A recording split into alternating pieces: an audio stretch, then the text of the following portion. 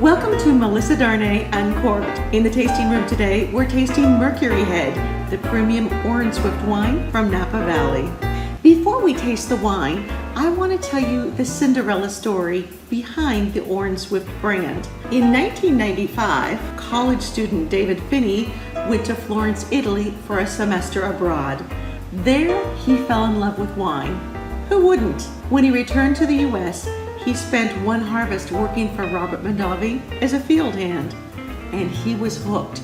He knew he had to go all in the wine industry. 1 year later, he founded Orin Swift Cellars and named it after his parents. His dad's middle name is Orin, and his mom's maiden name is Swift. Dave bought the best fruit he could find, which at the time was 2 tons of premium Zinfandel grapes. Dave borrowed space from Robert Mondavi and started working on The Prisoner.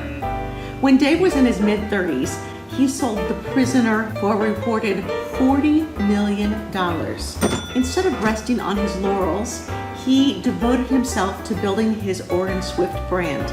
In 2016, he sold the Orin Swift brand and assets to Jug Wine juggernaut Gallo Wine, who, by the way, does more than sell Jug Wine.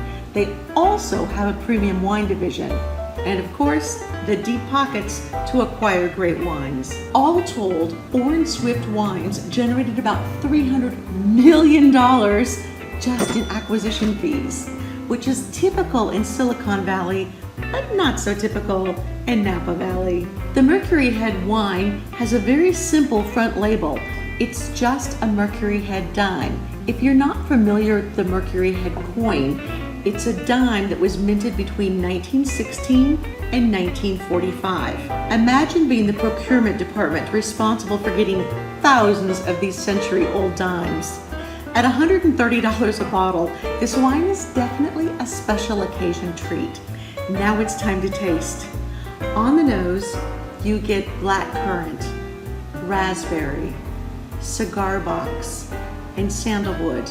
And when you taste it, it's fruit forward, medium bodied, layer upon layer upon layer of complexity, silky smooth tannins, and a finish that goes on forever. In fact, in the spirit of experimentation, I had to time it, and it lasted for over 45 seconds. It has 15.5% alcohol, which would be overbearing in a lesser wine, but the high alcohol is balanced with a fresh acidity. Although expensive, this wine still gets 2 very enthusiastic thumbs up because it delivers on its value proposition. After all, it's poetry in a glass. If you're looking for a special occasion wine coming up, add this one to your list. Dave Finney, we salute you. Cheers.